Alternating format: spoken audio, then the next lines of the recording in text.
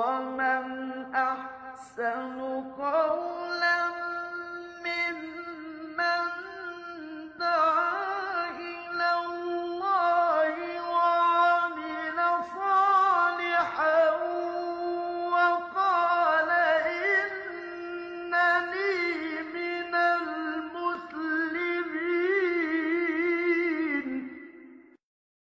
সকলকে জানাই সাদর সম্ভাষণ। আপনারা সকলেই অধীর অপেক্ষায় রয়েছে আমাদের সম্মানিত মেহমানের আলোচনা শোনার জন্য। ইতিমধ্যে তিনি আমাদের মাঝে উপস্থিত হয়েছে। আমাদের মাঝে আলোচনা রাখবেন ভারত মুর্শিদাবাদ থেকে আগত বর্তমান সময়ে 40টি বাংলা ভাষাভাষীর গৌরব এবং আমাদের দুই বাংলার গৌরব, আমাদের সকলের পরিচিত মুখ, সকলের পরিচিত ব্যক্তিত্ব রুহুল হোসেন, রুহুল আমিন মোহতারাম আমাদের মাঝে জ্ঞানপূর্ব আলোচনা রাখবেন। তিনি শুধুমাত্র ইসলামের মধ্যেই সীমাবদ্ধ তার জ্ঞানকে দেখিনি, তার জ্ঞান ইসলাম এবং ইসলামের সাথে বিভিন্ন ধর্মের যে তুলনা রয়েছে, ধর্মতত্ত্বের যে বিদ্যা রয়েছে, যে জ্ঞান রয়েছে, এর মধ্যেও তিনি তার জ্ঞানের সীমাকে প্রসারিত করেছে। আমরা এমন একজন ব্যক্তিকে পেয়ে আল্লাহ রাব্বুল আলামিনের আবারও কৃতজ্ঞতা প্রকাশ করছি, আলহামদুলিল্লাহ।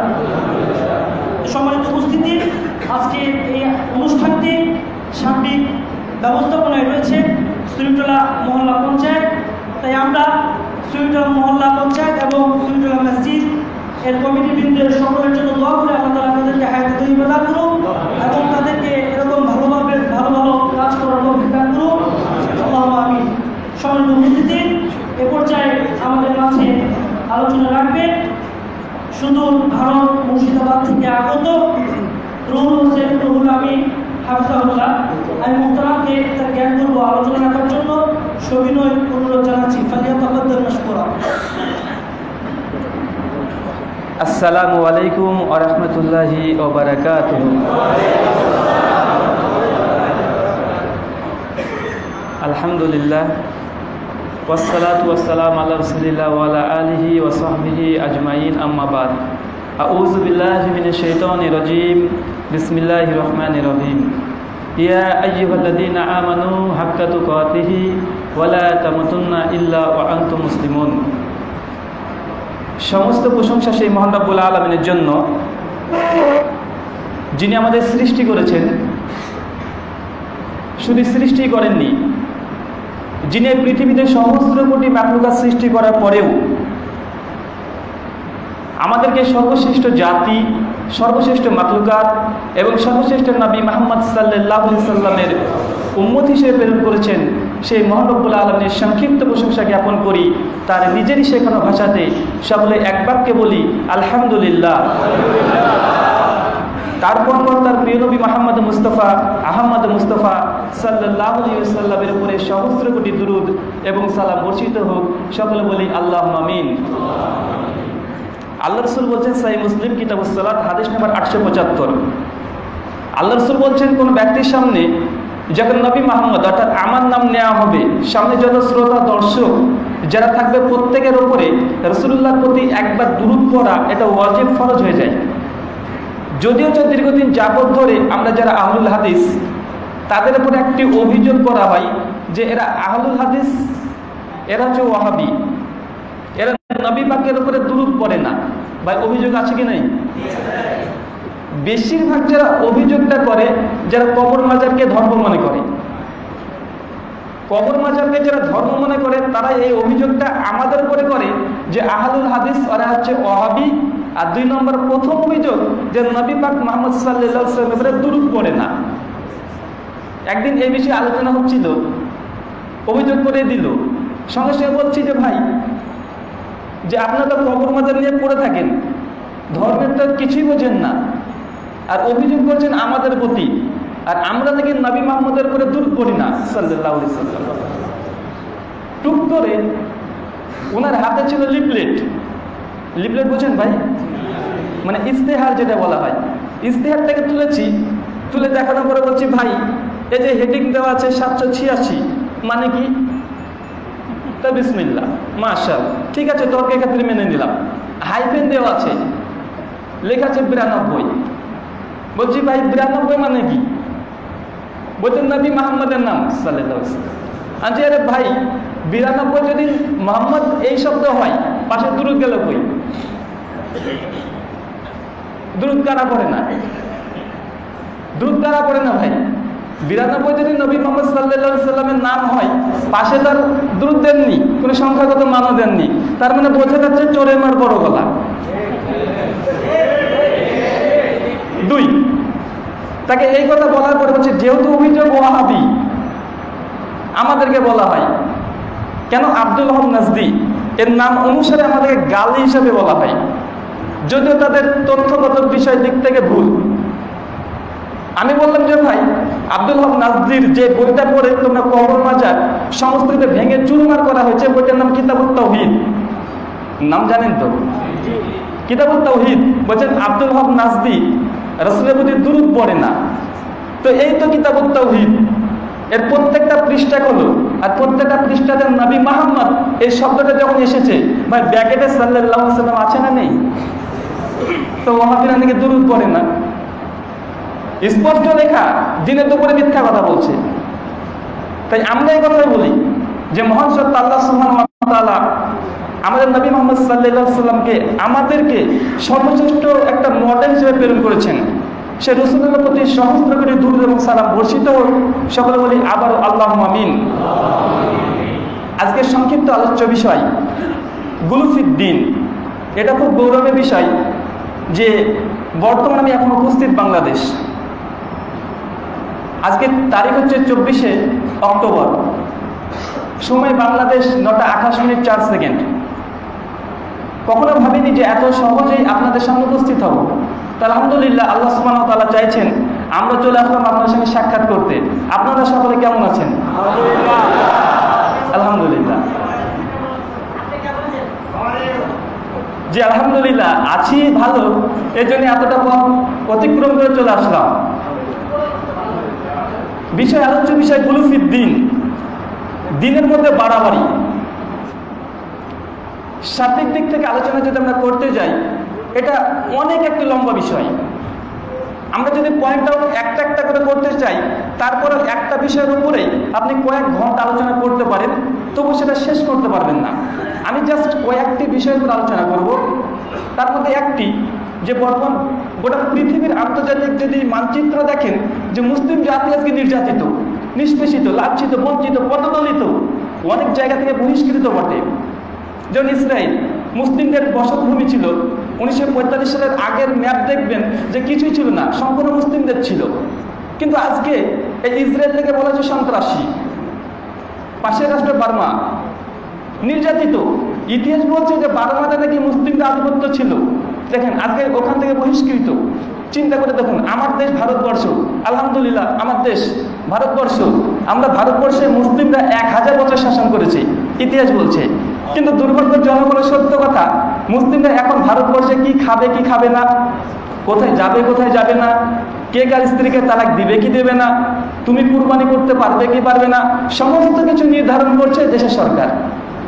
যদিও আমরা ভারতবর্ষে 1000 বছর শাসন করেছি। চিন্তা করে দেখুন, এত কিছু আমাদের ছিল, আস্তে আস্তে প্রত্যেকটা জিনিস সরে যাচ্ছে। কারণ কি? কারণ হচ্ছে গুলফিদ্দিন। দিনের মধ্যে আমরা মুসলিমরা নিজেরা বাড়াবাড়ি করেছি।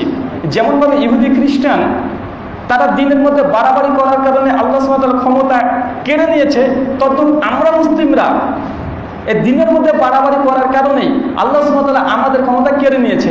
একটা উদাহরণ দিয়ে বুঝতে পারবেন।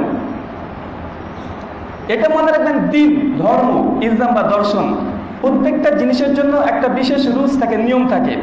আপনি যদি ইসলাম মানতে চান, আপনাকে ইসলাম মানতে হবে পবিত্র কোরআন আর রাসূলের সুন্নাহর ভিত্তিতে, অন্য কোনো ব্যক্তি বা মতবাদ বা কোনো বিশেষ ব্যক্তি বিশেষ নয়। হিন্দুইজম যদি মানতে চান তো হিন্দুদের ধর্ম গ্রন্থ পড়ে মানতে হবে। খ্রিস্টান ধর্ম মানতে চাইলে বাইবেল পড়ে মানতে হবে আপনাকে। তাই এটা তিনটে মূলনীতি হচ্ছে এটাই, যে ধর্ম মানতে চাইলে আপনাকে ধর্মগ্রন্থ দেখেই মানতে হবে। পবিত্র কোরআন একাধিক আয়াত দ্বারা প্রমাণিত।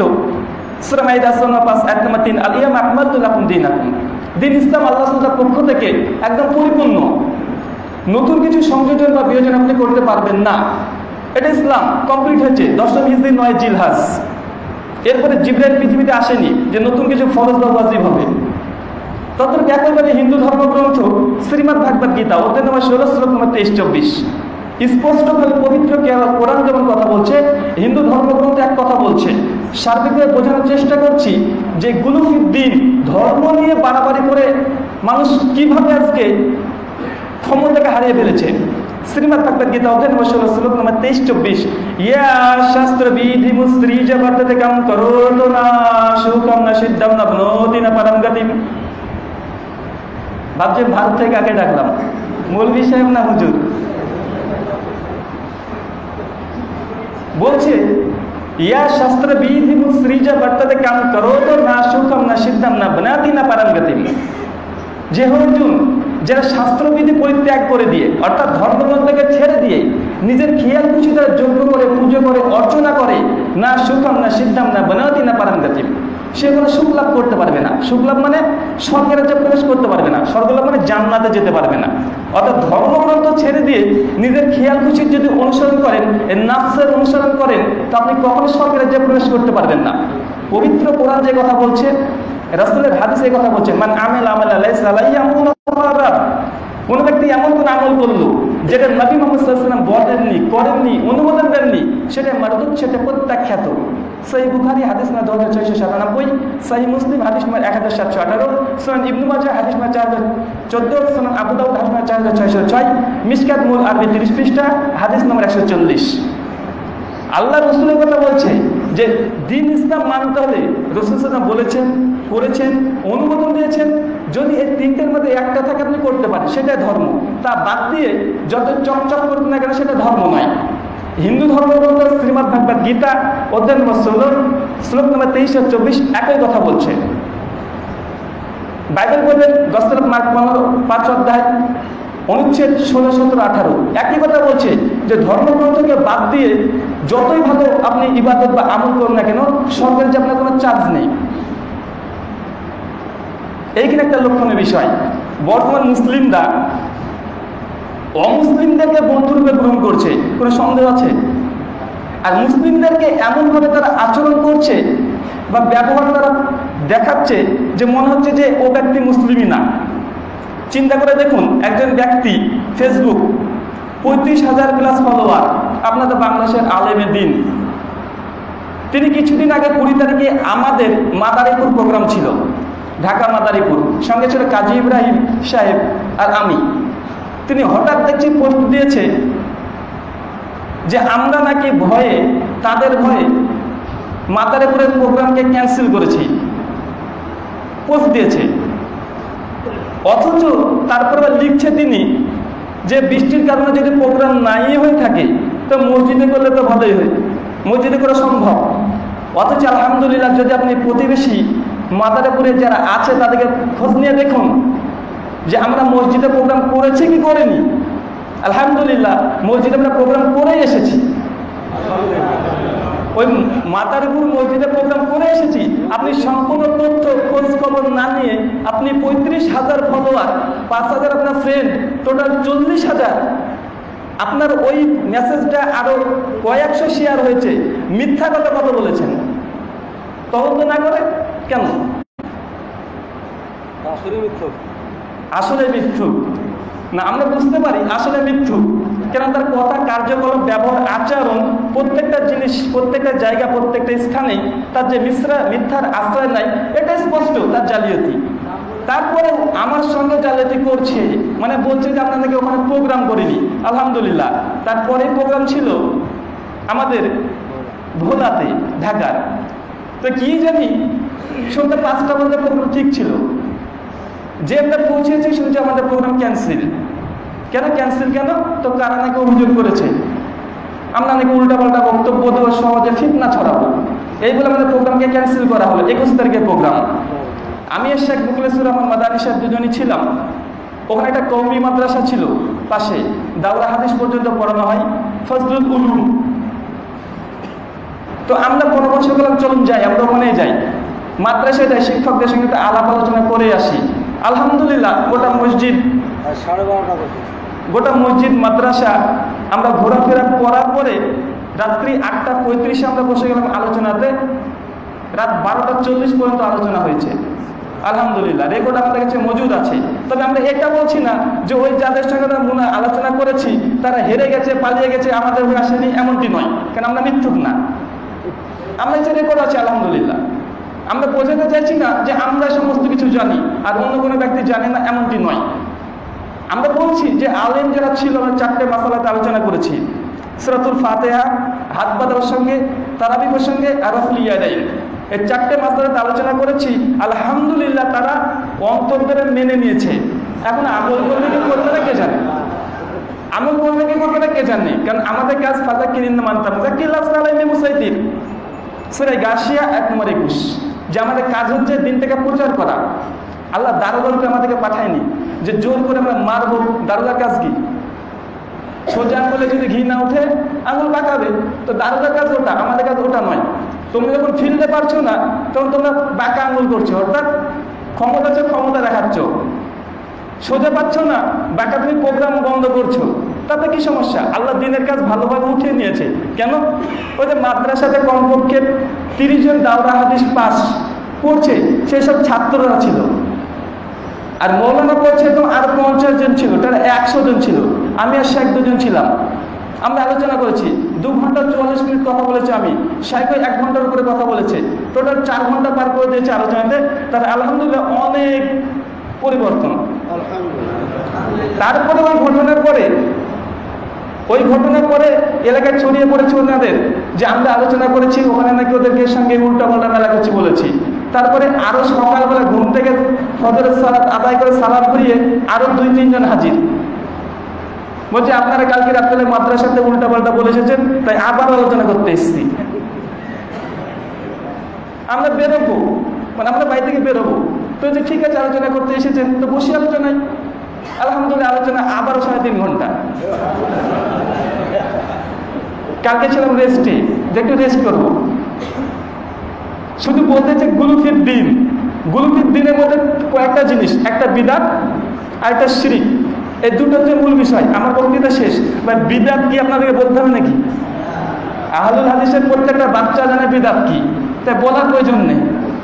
শিরিক কি আহলুল হাদিসের প্রত্যেকটা বাচ্চা জানে, যারা জাহেলে মুতলাক তারা জানে না, তাই এটা বলার প্রয়োজন নেই। গুলুফির দিন মনে হয় শিরক আর বিদাত, এই দুটো কাজের জন্য পূর্বদের সমস্ত মত ধ্বংস হয়েছে। এখনো যারা জীবিত গুলফির দিন এই দুটোর আয়ত্তে আছে তারা সবাই ধ্বংসপ্রাপ্ত, এতে কোনো সন্দেহ নেই। তো সকালবেলা 3 ঘন্টা 40 মিনিট ওই ভাইদের সঙ্গে আলোচনা করলাম একই বিষয়ে। প্রথম তো খুব বুঝতে পারছেন কি করবে, লাফাঝাপি সমস্ত কিছু করে ফেললো। আমরা শুনলাম কয়েক ঘন্টা, শেষ পর্যন্ত আলোচনা করতে করতে আলহামদুলিল্লাহ শেষ পর্যন্ত মাথাটাকে নিচু করে দিল। জি ভাই আপনার কথা মেনে নিলাম, তবে আমি আরো তদন্ত করে দেখবো। আচ্ছা দেখুন, তদন্ত সমস্যা নেই। আবার সকালবেলা 3টে মাসালা দিয়ে আবার পুনর্বার আলোচনা, টোটাল 7 ঘন্টার আলোচনা শেখের কাছে আছে। ইনশাআল্লাহ আমরা ভাবছি এটা নেটে দেবো কি দেবো না। তো এই খবরটা যাই হোক, কিভাবে যে খবরটা পৌঁছে গেল গোটা বাংলাদেশ সহ ইন্ডিয়া, শুধু বলছে ভাই কি আবার আলোচনার দিন। তো আমরা ভাবছি আলোচনাটা দিব ইনশাআল্লাহ, 3-4 ঘন্টার আলোচনা।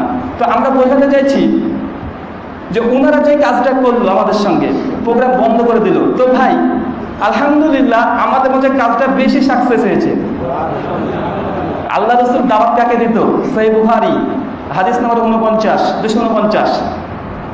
সেই সময়কার যার নেতৃত্ব স্থানে অধিকারী তাদেরকে দাওয়াত দিত। তো আলহামদুলিল্লাহ আমরা মাদ্রাসায় 100 জনকে দাওয়াত দিয়েছি, মোটটা বলে গেছে। উপকার হলো আল্লাহ সুবহানাহু ওয়া তাআলা, তিনি দিনের কাজ নিবেন, এটা হচ্ছে মূল বিষয়। ফেসবুকে অনেক মিথ্যা কথা লিখছে, কালকেও লিখেছে। লজ্জা লাগা উচিত, তদন্ত করো, গবেষণা করো, তারপর তুমি বলো। আমরা বলছিলাম গুলফির দিন, হিন্দুইজম, খ্রিস্টানিটি, ইসলাম। এখানে আপনাকে জেনে রাখতে হবে যে ইহুদি, খ্রিস্টান আর মুসলিম এর মধ্যে একটা পার্থক্য আছে। কি পার্থক্য জানা আছে? কি পার্থক্য জানা আছে ভাই? ইহুদি আর খ্রিস্টানের মধ্যে পার্থক্য কতটা? ইহুদিদের বিশ্বাস যে যীশু খ্রিস্ট অর্থাৎ ঈসা আলাইহিস সালাম তিনি হচ্ছে মরিয়মের নাজায়েজ সন্তান, নাউযুবিল্লাহ মিন যালিক। চিন্তা করে দেখুন, ইহুদিরা বলছে যে মরিয়ম একজন কুমারী মেয়ে, তার পেটে সন্তান আসে কিভাবে? ও নিশ্চয় জেনা করেছে, নাউযুবিল্লাহ। আর তার জন্যই ঈসার জন্ম। খ্রিস্টানরা তারা বিশ্বাস করে কি যে হযরত ঈসা স্বয়ং আল্লাহ। জিহোভা উইটনেস একটা খ্রিস্টান ধর্মের ফিরকা, তারা বলছে না, ইনি হচ্ছে সন অফ গড, ঈশ্বরের পুত্র। যারা ক্যাথলিক তাদের আরেকটা দাবি যে পিতা পুত্র পবিত্র আত্মা তিনটে মিলে যীশু খ্রিস্ট। তারপরে চিন্তা করতে তাদের মূল বিষয় যীশু খ্রিস্ট স্বয়ং আল্লাহ বা ঈশ্বর, নাউযুবিল্লাহ। আর ইহুদিরা সে তাদের ঈশ্বরকে বলছে যে নাজায়েজ সন্তান। ভাই মত পার্থক্য কত বড়, মত পার্থক্য কত বড়, আসমান আর জমিনের সমান। আমার মাকে বা আপনার মাকে কেউ যদি বেশ্যা বলে, মানবেন? তারপর চিন্তা করে দেখুন, যখনই মুসলিমদের বিপক্ষে কোনো কথা বলতে হয় তখন ইহুদি আর খ্রিস্টান চিন্তা করবে না কে কোনটা, দুই ভাই, যমজ ভাই, তাই মনে হয়। মত পার্থক্য কতটা দেখেন। কিন্তু আমরা মুসলিমরা দুর্ভাগা। হিন্দুরা 33 কোটি দেবদেবতাতে বিশ্বাস করে, 33 কোটি। তারপরেও ইসলামের বিপক্ষে যখন আসতে হয় সবাই কিন্তু একজোট হয়ে যায়, চিনতে পারবেন না। আমরা মুসলিমরা এক আল্লাহতে বিশ্বাস করি, এক নবীতে বিশ্বাস করি, একটা কোরআনে বিশ্বাস করি, কিন্তু আমরা মুসলিমরা এক করতে পারছি না। আর এই জন্য গত বিপর্যয় আমাদের উপরে বাড়তাছে। যত বিপর্যয় আমাদের উপরে বাড়তাছে, আল্লাহ বলেন কুনতুম খায়রা উম্মাতিন উখরিজাত লিন-নাস, সূরা ইমরান আয়াত 110, যে তোমরা যে মানব জাতির মধ্যে সর্বশ্রেষ্ঠ জাতি। ভাই আমরা সর্বশ্রেষ্ঠ মনে হয়? একবার যদি ট্রেনে উঠেন 4 বার করে আপনাকে চেক করে যে আপনি মুসলিম না সন্ত্রাসী না জঙ্গি। আমাকে ফ্লাইটের মধ্যে 3 বার ওঠার সময় 3 বার আমাকে চেক করেছে। তো খয়রা উম্মাহ সর্বশ্রেষ্ঠ জাতি হলেন কিভাবে? আসলে আমরা আমাদের স্থানটাকে নামিয়ে দিয়েছি আমাদেরই কারণে। বিভিন্ন কলাকৌশল ছলচাতুরির মধ্যে আমরা নিজেদেরকে নিচে নামিয়ে দিচ্ছি, শুধুমাত্র আমি ঠিক ও ভুল। বোঝাতে চাইলাম এটাই যে ইহুদি খ্রিস্টান হিন্দু তাদের মধ্যে এত মত পার্থক্য থাকার পরেও ইসলামের বিপক্ষে যখন হয় তখন তারা একটা প্ল্যাটফর্মে চলে আসে, কিন্তু আমরা আসতে পারছি না, দুর্ভাগা। যদি আজকে পৃথিবীতে মুসলিমদেরকে বলা হচ্ছে সংখ্যালঘু, মুসলিমের সংখ্যালঘু, টাইমস অফ ইন্ডিয়া 2015 8 অক্টোবর পৃষ্ঠা নম্বর 11 পরিষ্কারভাবে তারা বলছে যে মুসলিমদের পৃথিবীতে জনসংখ্যা 170 কোটি। কিসের জন্য সংখ্যালঘু?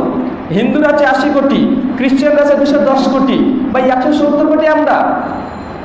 কিন্তু তারপরেও আমরা আজকে বিভিন্ন জায়গাতে মার খাচ্ছি। কারণ হচ্ছে এটাই, 170 কোটি হওয়ার পরেও আমরা বিভিন্ন দলে বিচ্ছিন্ন।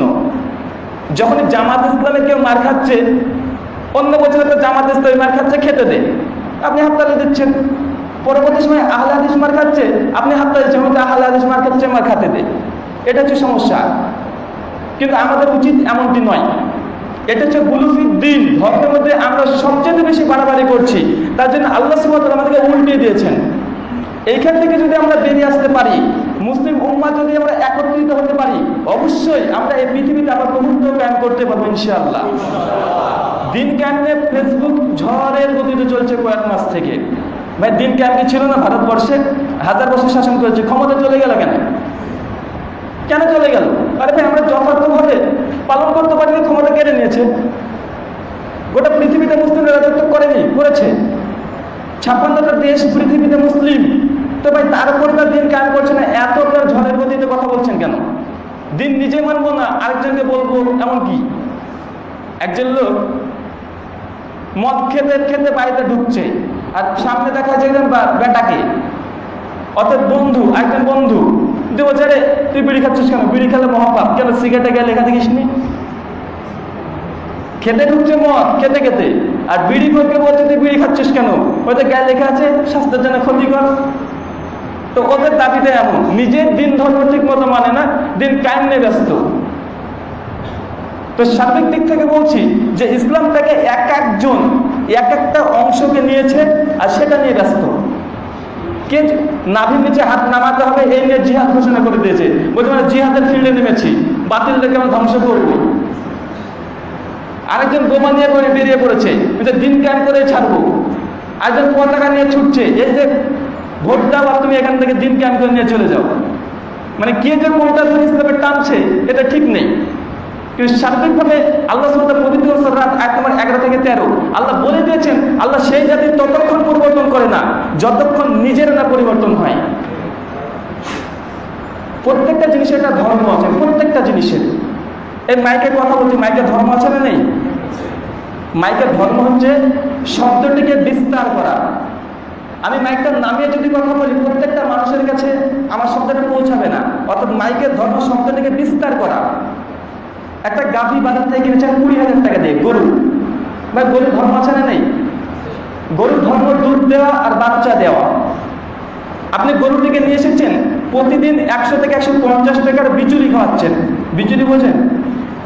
মানে খড় আপনি খাওয়াচ্ছেন। আপনার আশা বা দাবি এই গরুটি এই খড়টি খাবে আর আপনাকে দুধ দেবে অথবা নাঙ্গল টানবে। গরুর ধর্ম। এইভাবে খাওয়াতে থাকছেন, কিছুদিন পর দেখছেন যে গরুটি দুধও দিচ্ছে না, বাচ্চাও দিচ্ছে না। বলুন তো ভাই, এই গরুটিকে আপনি রাখবেন? কেন রাখবেন না? কারণ আপনি গরুটির মালিক। গরুর ধর্ম দুধ দেওয়ার, বাচ্চা দেওয়া। গরু যদি তার ধর্ম পরিত্যাগ করে দেয়, আমি গরুর মালিক হিসেবে গরুটিকে আমিও ত্যাগ করে দেবো। এই মাইকটি যদি এখনই কথা বলা বন্ধ করে দেয়, মাইকটা আমরা ছুঁড়ে ফেলে দেবো। কেন? তার ধর্ম পরিত্যাগ করেছে। মহান স্রষ্টা আল্লাহ সুবহানাহু ওয়া তাআলা, তিনি আমাদের মালিক, আমাদের স্রষ্টা। তিনি আমাদের একটি ধর্ম দিয়েছেন, আর আমরা মুসলিম দেশের ধর্ম যদি পরিত্যাগ করে দিই, আল্লাহ আমাদের যথাস্থানে রাখবে? দিন কেমনে ব্যস্ত। একটা মাইক যদি ধর্ম পালন না করে, আপনি মাইকটাকে ছুঁড়ে ফেলে দিবেন। একটা গরু যদি তার ধর্ম পালন না করে, আপনি গরুটাকে বাদ দিয়ে দিবেন। আমরা মুসলিমরা আল্লাহ সুবহানাহু ওয়া তাআলা আমাদের দিন দিয়েছে, আমরা দিনটাকে যদি ছেড়ে দিই, পবিত্র কোরআন যদি ছেড়ে দিই, রাসূলুল্লাহর হাদিসকে যদি আমরা ইনকার করে দিই, তারপরে আমাদেরকে আল্লাহ সুবহানাহু ওয়া তাআলা যথাস্থানে রাখবে কিভাবে? অসম্ভব হতে পারে না। আজকে আমাদের মুসলিমদের অবস্থা এটাই কারণ, যে আল্লাহ দেওয়া বিধান পবিত্র কোরআন, রাসূলের সুন্নাহকে বাদ দিয়ে আমরা বিভিন্ন মানুষের ব্যক্তিত্ব, আদর্শকে আপন করে নিয়েছি। কিন্তু এটা কোশ্চেন করা সম্ভব নয় যে আপনি কোনো ব্যক্তির মতবাদকে প্রতিষ্ঠা করবেন, এটা সম্ভব নয়। একটা হাদিস আর তার অনুবাদ যদি আপনার সামনে পেশ করি, আর প্রত্যেকটা ব্যক্তি যদি হাদিসের আয়ত্তে চলে আসে, তা আমাদের বিশ্বাস যে মুসলিম জাতি আবার 170 কোটি একটা প্ল্যাটফর্মে আসতে পারে ইনশাআল্লাহ। এই হাদিসটা সকলেই জানেন ভাই, সকলেই জানেন, কিন্তু কাজ নেই। শুনবো কিন্তু মানবো না। মিশকাত প্রথম খণ্ড 30 পৃষ্ঠা, হাদিস নাম্বার 178, সুনান দারমি হাদিস নাম্বার 435, মুসনাদ আহমদ হাদিস নাম্বার 15176, সনদ হাসান সহিহ, শেখ সুহাইব আদ-নওয়াদের তাহকিক। আল্লাহ রাসূল মুহাম্মদ সাল্লাল্লাহু আলাইহি ওয়াসাল্লাম একদিন বসে আছেন, আবু বকর রাদিয়াল্লাহু তাআলা তিনিও বসে আছেন। আর এমন অবস্থায় ওমর বিন খাত্তাব, চেনেন ভাই? ওমর বিন খাত্তাব এন্ট্রি মানে ঢুকছেন, আর হাতে আছে তাওরাতের কপি। ভাই তাওরাত কি? হযরত মুসা আলাইহিস সালামের উপরে নাজিলকৃত বিধান তাওরাত, সেটা নিয়ে ঢুকছেন। আর রাসূলের সামনে দাঁড়িয়ে দাঁড়িয়ে পড়তে শুরু করেছেন। আর পড়া দেখে আল্লাহ রাসূল রেগে গর্জে উঠছেন। আবু বকর রাদিয়াল্লাহু তাআলা তিনি বুঝতে পারছেন যে আল্লাহ রাসূল রেগে যাচ্ছেন। সঙ্গে সঙ্গে আবু বকর দাঁড়িয়ে বলছে, ওমর তাওরাত পড়া বন্ধ করো, দেখছো না নবী মুহাম্মদ কেমন ভাবে রেগে যাচ্ছে, তুমি তাওরাত পড়ছো? যেই কথা বলেছে ওমর বিন খাত্তাব তাওরাতকে ছেড়ে দিয়েছে। আল্লাহ রাসূল উঠে দাঁড়িয়ে বলছেন, ওয়াল্লাযী নাফসি বিহাদি মুহাম্মদ, সেই সত্তার কসম যার হাতে মুহাম্মদের প্রাণ আছে। আল্লাহ রাসূল কার কসম কাটছে? আমি কার কাটি, আপনি কার কাটেন?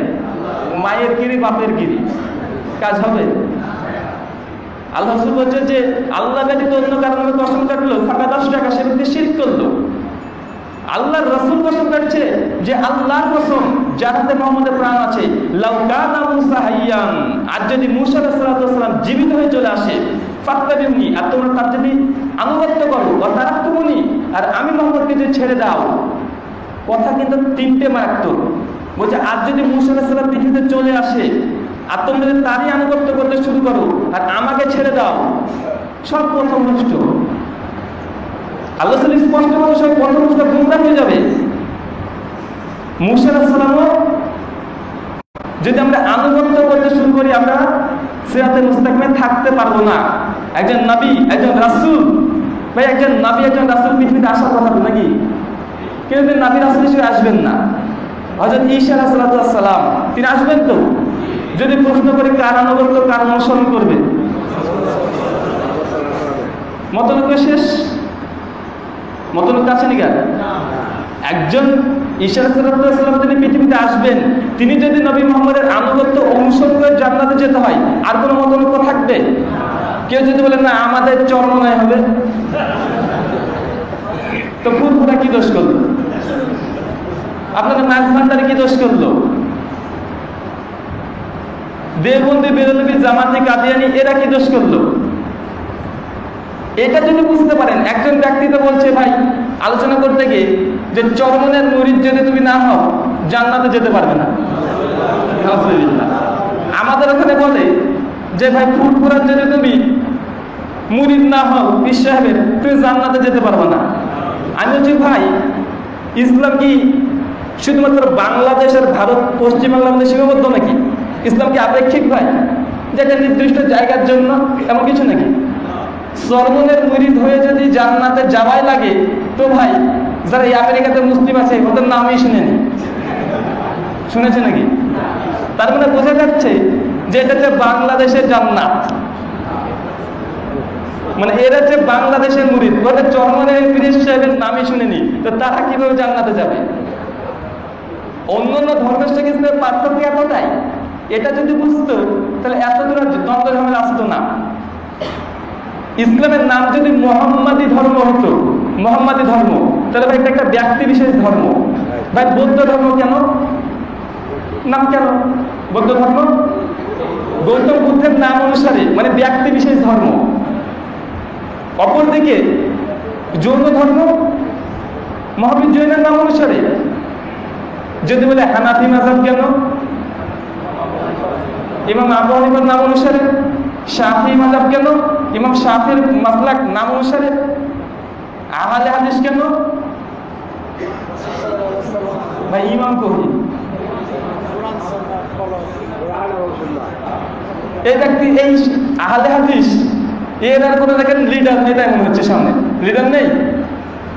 একজন ব্যক্তি বলছে যে কিয়ামতের মাঠে আল্লাহ সাথে প্রত্যেকটা ব্যক্তিকে তার ইমামের সঙ্গে তুলবে, তো আহলে হাদিসের তো কোনো ইমামই নেই। আমাদের ইমাম আছে ইমাম আবু হানিফা, শাফিঈ, মালিক, আহমদ ইবনে হাম্বল, তো আমরা তার পেছনে উঠবো, তো আহলে হাদিসের কোনো ইমাম নেই, এরা নিশ্চিত জাহান্নামে যাবে, এদের ইমাম শয়তান। আজ তুমি 1400 বছর পরে এসে তুমি গবেষণা করে এই পেয়েছো তাফসীর ইবনে কাসির সূরা বানী ইসরাঈল সূরা মাসদুর আয়াত নম্বর 71 তাদবুল রাবি জালালউদ্দিন শাইখী 11 খণ্ডে 233 পৃষ্ঠাতে এই আয়াতের তাফসীর করতে গিয়ে পরিষ্কার বলেছে যে আহলে হাদিসদের ইমাম হচ্ছে স্বয়ং মুহাম্মদ সাল্লাল্লাহু আলাইহি ওয়াসাল্লাম। সব বাতিল, এবার তোমার সব ইমাম বাতিল। নবী মুহাম্মদ সাল্লাল্লাহু আলাইহি ওয়াসাল্লাম পৃথিবীতে আগমনের পরে পূর্ববর্তী তওরাত, জাবুর, ইনজিল এগুলোর মানসুখ বাতিল হয়েছে।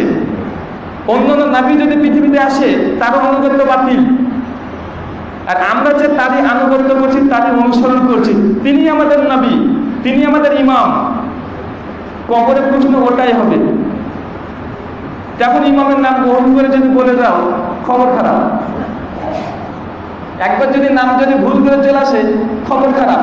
তো সাথে বলতে চাইছি যে গুলুফিদ্দিন, এখানে মূলত একটা গুলু হয় ইবাদতে, একটা হয় ব্যক্তিত্বে গুলু। একটা ইবাদতের গুলু, একটা ব্যক্তিত্বে গুলু। ব্যক্তিত্বে মানে ব্যক্তি বিশেষ। যেমন হযরত আলী রাদিয়াল্লাহু তাআলা আনহুকে নিয়ে শিয়ারা তারপরে বাড়াবাড়ি করতে করতে আল্লাহ পর্যন্ত পৌঁছে দিয়েছে। কত প্রশ্ন কোনটা? হযরত ঈসাকে ব্যক্তিত্বে গুলু করতে করতে, বাড়াবাড়ি করতে করতে আল্লাহ পর্যন্ত পৌঁছে দিয়েছে। এটা কত প্রশ্ন কোনটা? আর আমলে যখন বিদআত হচ্ছে, প্রত্যেকটা আমলের মধ্যে যদি বিদআত সংমিশ্রণ হয়, সেই আমলটা বাতিল হয়ে যায়। মুসলিমদের মধ্যে ব্যক্তিত্বগুলোর মধ্যে আরেকটি ঢুকেছে, সে হচ্ছে তাকলিদ। অর্থাৎ তাকলিদের সাকসি, একজন বিশেষ ইমামের কথাকে দলিল মনে করা। মানে আশ্চর্য হয়ে যাবেন যে একজন ব্যক্তির কথাকে সেটা শরীয়তে হুজ্জাত, আর অন্য কোনো ব্যক্তির কথা চলতে পারে না। আপনাদের বাংলাদেশে একটি বই আছে, মাযহাব কি ও কেন, নাম শুনেছেন? জাস্টিস তাকি উসমানের বই, পৃষ্ঠা নাম্বার 13। আমাদের পশ্চিমবাংলাতে বইটা ছাপানো হয়েছে, বইটা না ইমাম মানবো কেন, পৃষ্ঠা নাম্বার 9, মূল উর্দু বই পৃষ্ঠা নাম্বার 7। সেখানে পরিষ্কার ভাবে তারা লিখেছে যে ব্যক্তিত্বের গুণ কিভাবে করছে একজন ব্যক্তি বিশেষ। পরিষ্কারভাবে তারা বলছে ইমাম মুস্তাহিদের খিলাফ যদি কোরআনের আয়াত চলে আসে, কোরআনের আয়াত এতটা ক্ষান্ত নয়। তারপরে বলছে যদি রাসূলুল্লাহর হাদিস চলে আসে, এতটা ক্ষান্ত নয়। তারপর বলছে যদি সাহাবী রাদিয়াল্লাহু তাআলা আনহুদের কোনো আমল চলে আসে, আর ইমাম সাহেব অর্থাৎ ইমাম আবু হানিফার খিলাফ যদি এই কোরআন হাদিসের সাহাবীদের আমল চলে আসে, একজন সাধারণ আলেমের জন্য, সাধারণ জাহেলের জন্য নয়, একজন আলেমের জন্য উক্ত কোরআন হাদিস সাহাবীদের আমলের উপরে আমল করা জায়েজ নয়। নাউযুবিল্লাহ। চিন্তা করতে পারছেন? মানে নবী, কোরআন, সাহাবী রাদিয়াল্লাহু তাআলা আনহু এদের কথার খিলাফ যদি ইমাম আবু হানিফার কথা চলে আসে, রায় চলে আসে, বুঝলেন না, মানা যাবে না। আর যে মানবে সে পথভ্রষ্ট এবং পথভ্রষ্টকারী। এই কথা শুধুমাত্র আমাদের কথা তা নয়, তাদের উঁচু পদের যেসব ব্যক্তিত্ব আছে তারা বলছে। মাহমুদ হাসান খান, তাকরিরের তিরমিজি, পৃষ্ঠা নাম্বার 36, 1985 সাল থেকে ছাপা, দেওবন্দ প্রকাশনী থেকে ছাপা। পরিষ্কার এবং তারা আলোচনা করতে গিয়ে বলছে খিয়ারি মজলিস প্রসঙ্গে একটা মাসালা বয়ান করতে গিয়ে আলোচনা করছে। তাকরিরের তিরমিজি এই কিতাবটা শুধুমাত্র হানফি মাসলাকের বিপক্ষে যেসব হাদিসগুলো আছে সেগুলোকে আলাদাভাবে ব্যাখ্যা দেওয়ার চেষ্টা করা হয়েছে, মানে তাদের মাযহাবে ঢোকানোর চেষ্টা করা হয়েছে। তো এত গবেষণা তদন্ত করে দেখছে না খিয়ারের মজলিস প্রসঙ্গে কোরআন হাদিস এবং সাহাবা রাদিয়াল্লাহু তাআলা আনহুদের যেসব আমল, এগুলো মূলত ইমাম শাফিঈর কথাটাই হক। আর ইমাম আবু হানিফা রাহমাতুল্লাহ আলাইহি তার দিকে কোনো কোরআন দূরের কথা কোন জাল হাদিসে পেশ করতে পারছে না। সর্বশেষ সিদ্ধান্ত মাহমুদ হাসান খান দিচ্ছেন যে হাক্কু আনসাফ আন্নাতা তারজিলি শাফিঈ হাজিল মাসালাতি ওয়া নাহানু মুকাল্লিদু ইয়াজিবুন আলাইনা তাকলিদ ইমাম আবি হানিফা।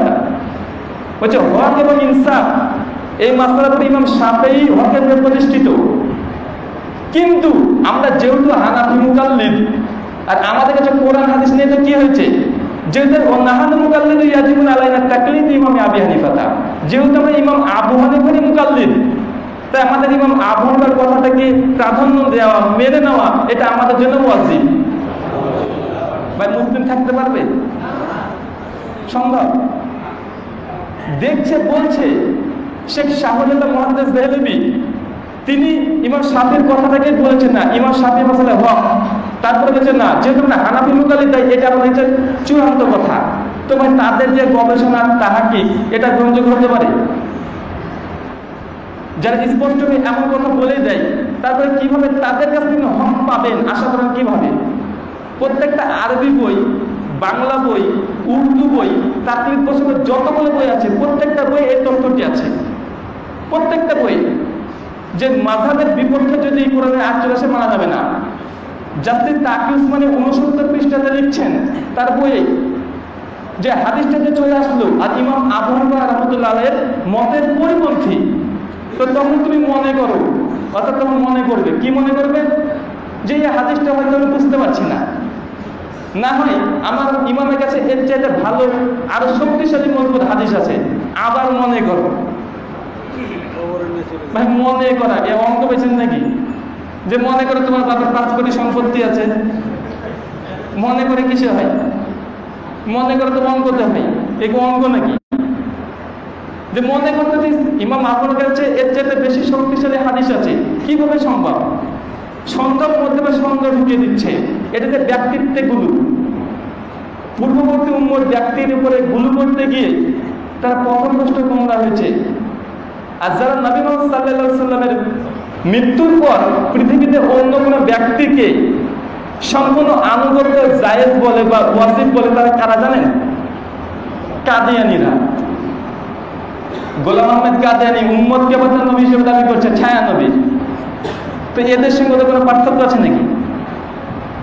একজন উম্মতের প্রত্যেকটা কথা এবং কর্মকে যদি হুজ্জাত দলিল মনে করে, তো এটা তো বিশ্বাস কাদের? কাদিয়ানীদের। বিশ্বাস শিয়াদের। শিয়ারা 12 ইমামে বিশ্বাসী, এরা 4 ইমামে বিশ্বাসী। চার ইমাম বিশ্বাসী কি বিশ্বাসী নয়? বিশ্বাসী তো। সে চার ইমাম এটা ভুল জানে।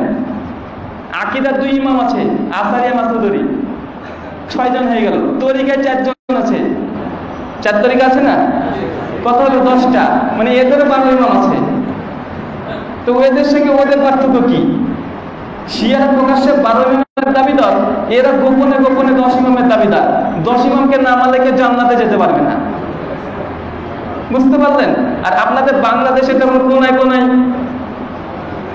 যে কোণে যাচ্ছি সেই কোণাতে দেখছি পিসাব গজিয়ে উঠেছে। তো আলহামদুলিল্লাহ কালকের প্রোগ্রামটা না হওয়ার কারণে একটা খুব ভালো জিনিস বাংলাদেশে এসে অনেক কিছু অনুধাবন করলাম।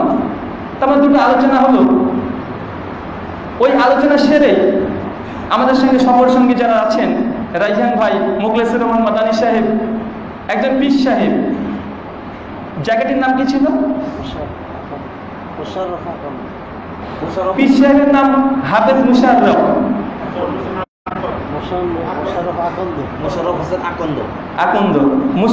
হোসেন আকন্দ ওনার নাম। তো আমাদেরকে দাওয়াত আসলে যে মুখলেসুর রহমান মাদানী এসেছে, আমি এসেছি, তো তিনি দাওয়াত পাঠিয়েছেন যে এসেছেন যখন দেখা যায় একবার পড়ে যায়। ব্যস্ততার মধ্যেও যেতেই হবে, শেখ তো রাজিতে যেতে হবে। বলে হ্যাঁ ভাই চলুন ঘুরে আসি। তো চলুন ঘুরে আসি। যোগাযোগ ব্যবস্থা খুব ভালো না, রাস্তা। তো বললাম কি, আমরা 3 ভাই মোটরসাইকেল ড্রাইভ করে 40 কিলোমিটার গিয়েছি কালকে। শেখও বসেছিলেন অনেক ক্লান্ত, আমি আবার বাইক ড্রাইভ করছি, আমার সঙ্গে রাইহান ভাই ছিল। তো যেতে যেতে বিরক্ত হয়ে গেলাম। আমাদেরকে বললেন কিছুটা মানে 10 কিলোমিটার। আরে ভাই 10 কিলোমিটার 40 হয়ে গেছে। মানে বাংলাদেশ থেকে, মানে আমাদের ভারত থেকে মোষ আসে, আপনার বাংলাদেশে পার হয়, আর এখানে এসে গরুর দামে বিক্রি হয়। তো আমি ভাবছি যে ইন্ডিয়ার মোষ যদি বাংলাদেশে গরুর দামে বিক্রি হতে পারে, তো 10-40 হওয়া স্বাভাবিক। ওখানে পৌঁছালাম, আমরা যে পৌঁছেছি আলহামদুলিল্লাহ দেখছি একজন ব্যক্তি খুব বয়স্ক, 65+, মাশাআল্লাহ খুব সুন্দর দেখতে। তো দূর থেকে দেখে বলেছেন ওটা পীর সাহেবই হবে। তার আচরণ, মানে কথাবার্তা, প্রত্যেকটা আপনার পীর সাহেব ভাব আছে। প্রথমে এসে সালাম হলো, কথাবার্তা হলো, আর তিনি শুধু আরবিতে কথা বলছেন, বাংলা খুব কম বলছেন। খুব রসিক লোক। দাওয়াত দিয়ে জন্য খেতে হবে, খাওয়া দাওয়া সেরে দেখছি ওখানে অনেকজন ব্যক্তি আবার চলে আসলো। কিছু ব্যাপার আলোচনা শুরু হয়ে গেল। যেখানে যাই সেখানে আলোচনা শুরু হয়ে যায়, যেখানে যাচ্ছি সেখানে বিতর্ক, ওই দাবি শুরু হয়ে গেল। ওখানে কিছুক্ষণ আলোচনা করার পরে পীর সাহেবের 70,000 ফলোয়ার ছিল, মানে মুরিদ। চিন্তা করেছেন? মুখলেসুর রহমান মাদানী সাহেব বলছেন যে শেখ এত কিছু পরিবর্তন হলে পান খাওয়াটা বাদ দেন। যে ধুস কি যে বলেন, লক্ষ লক্ষ টাকা সবাই ছেড়ে দিয়েছি, বিলাস ছেড়ে দিয়েছি, আর পানটাও ছাড়তে হবে। তিনি ব্যবসাটা নিজেই বলছেন যে এক সময় করে বছরে লক্ষ টাকা ইনকাম হতো, মিলাদে লক্ষ লক্ষ টাকা ইনকাম হতো, সব ছেড়ে দিয়েছি, তারপরে এটা ছেড়তে হবে। তার আমাদের অনেকক্ষণ সময় কাটে, ওখানে গিয়ে ভালো লাগলো। শেষে তো বলে ফেললো যে ভাই আপনি যখনই আসবেন তখন একবার অন্য বাসাতে আসবেন। এটা বলতে বলতে কেঁদে ফেললো। ইমানি জজবা দেখুন। এই কথা বলার পরে কাঁদতে লাগলো। পীর সাহেব ছিল আলহামদুলিল্লাহ আহলুল হাদিস হয়ে গেছেন, এবং তিনি বলছেন যে তারপরে তিনি মুরিদ করেছেন সব আহলে হাদিস। আমি ভাবছি যে আমাদের মধ্যে যদি পীর তরিকা চালু হয় আর মুরিদ যদি আহলুল হাদিস করে, আপত্তি আছে নাকি ভাই? আসলে এটাই বিষয়। তিনি প্রথমে মুরিদ ছিলেন 70,000 ফলোয়ার, পরবর্তী সময় আহলুল হাদিস হয়ে গেছেন। সে ব্যক্তি এখন তাদের দৃষ্টিকোণ থেকে খারাপ হয়ে গেছে, তো আমি বলতে চাইছি এটাই যে হক পথে যখনই আসবেন বাধা আসবেই। বর্তমান আপনাদের বাংলাদেশের কারণে আমাদের পশ্চিমবাংলাতে প্রভাব খুব খারাপ। তবে আলহামদুলিল্লাহ আমাদের পশ্চিমবাংলাতে এত দাপট দেখাতে তারা পারে না। একবার তারা অহংকার ছেলে, আমরা 2বার ছাড়ি, বন্ধ হয়ে যায়। আলহামদুলিল্লাহ অত আপনাদের এখানে যতটা হয় আমাদের ওখানে পারে না। শুধুমাত্র কয়েকটা মাসালাগত কারণেই আজকে বাংলাদেশের মতো একটা জায়গাকে কিভাবে বিচ্ছিন্ন করে দিচ্ছে। তাই আমরা এখন মানে ঐকান্তিক দাবি বা দুয়া রাখবো, বাংলাদেশের যারা আলেম দ্বীন আছেন তার অন্তত তাদেরকে যথাযথ জবাব দেওয়ার জন্য আপনারা প্রস্তুতি নেন, যে এটা যে তারা বাড়াবাড়ি করছে ধর্মের মধ্যে, আর যারা হক আছে তাদেরকে বাতিল প্রমাণের চেষ্টা করছে। আপনাদের উচিত যে মারার চাইতে তারা ভালো, একটা কথা আছে না ভাই, মারার চাইতে তারা ভালো, না মারতে পারলে একটু তাড়েন। কিন্তু আপনাদের বাংলাদেশের আলেম যারা আছে তারা সকলে কি করছে, মানে এই বিষয় নিয়ে কোনো মতৈক্য বা মাথা ভাঙাচ্ছে না। এটা খুব দুঃখজনক বিষয়। আর সেই সব ব্যক্তিগুলো আছে যে যারা নামাজ পড়ছে তাদের পেছনে লেগেছে, তাদের ঘরের সব আলেম যারা আছে তাদের নাস্তিক হয়ে যাচ্ছে। একদিন একটা ভিডিও বানিয়ে বন্ধ, ওই যে আপনার মুফতি মাসুদ হট করে একটা দাবি করলো নাস্তিক হয়ে গেছে, নবী মুহাম্মদ সাল্লাল্লাহু আলাইহি ওয়াসাল্লামের নামে কটূক্তি করছে, উল্টোপাল্টা কথা বলছে, গালি দিচ্ছে প্রকাশ্যে। তাদের হবে ভূমিকা কি? এতই তোমরা নাকি হকপন্থী দাবি করো, আহলে হক নাম রেখেছো, তো যারা বাতিল তাদের প্রতিবাদ নাই কেন? একটা কথা একটা ভিডিও বানিয়ে তুমি মানে পণ্ডিত হয়ে গেছে দেখাচ্ছ, আর যারা মুসলিম তাদের পেছনে লাগিয়ে বলবে। চিন্তা করেছেন যারা একদম বাতিল, বাংলাদেশ থেকে এত নাস্তিক কেন বেরোচ্ছে? কেন? এই যে নাস্তিকার একটা আছে আপনাদের পিছনে পবিত্র মানে পেশাব করে ভিডিও আপলোড করার চেষ্টা করছিল, আসাদ নূর। ওইদিকে মুফাসসির ইসলাম, ওই তিনি দীর্ঘদিন ধরে আপনাদের কোনো ইসলামী সংগঠনের সঙ্গে যুক্ত ছিল, তারপরে এখন ইসলাম থেকে বাদ দিয়ে নাস্তিকতা প্রচার করছে, ইসলামকে উল্টো পাল্টা বলছে, কোনো প্রতিবাদ নাই কেন?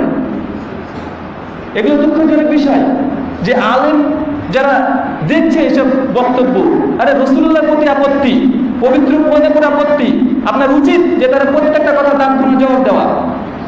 কিন্তু এই বিষয়ে কিছু না করে শুধুমাত্র এই কয়েকটা মাসলাগত বিষয় নিয়ে আলোচনা করে তারা মুসলিমদের মধ্যে মতভেদ সৃষ্টি করছে। কারণ যারা ইসলাম থেকে বের করে নিয়ে চলে যাচ্ছে তাদের ব্যাপারে মুখ খুলছে না, এটা কেন? ইনশাআল্লাহ আমাদের চেষ্টা আছে যে বর্তমান নাস্তিকদের যে জবাবগুলো আছে বা অভিযোগ করছে তার প্রত্যেকটা ইনশাআল্লাহ আমরা জবাব দেব, ইনশাআল্লাহ জবাব দেবই দেব। শুধুমাত্র শামিউর রহমান আপনাদের বাংলাদেশের সন্তান, সব বেজন্মাগুলো বাংলাদেশ থেকে জন্মায়। মা পালিয়েছে অনেকদিন আগে, তাসমিমা নাসরিন, সন্তানগুলো সব এখানে পড়ে আছে, সবগুলো টেনে নিয়েছে ওখানে।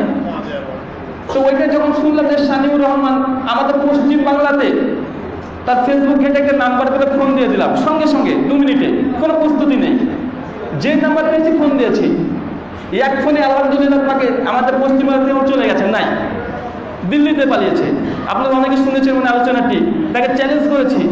ইনশাআল্লাহ প্রত্যেকটা নাস্তিককে আমি চ্যালেঞ্জও করতে পারি, ইনশাআল্লাহ ইনশাআল্লাহ চ্যালেঞ্জ করতে পারি। তাদের যত আপত্তি আছে রীতিমতো কনফারেন্স রুম হোক, 1 ঘন্টা করে সময় থাকবে তাদের, 1 ঘন্টা ইনশাআল্লাহ আমি একাই থাকবো, যথেষ্ট ইনশাআল্লাহ। 1 ঘন্টা আমি থাকবো, তাদের প্রত্যেকটা প্রশ্নের জবাব দেবো। তারপরে উন্মুক্ত প্রশ্নের উত্তর হবে, ডক্টর জাকির নাইক যেমন পদ্ধতিতে করে ওই পদ্ধতিতে হবে। যদি কেউ পারে আমাদের চ্যালেঞ্জ অ্যাকসেপ্ট করুন ইনশাআল্লাহ।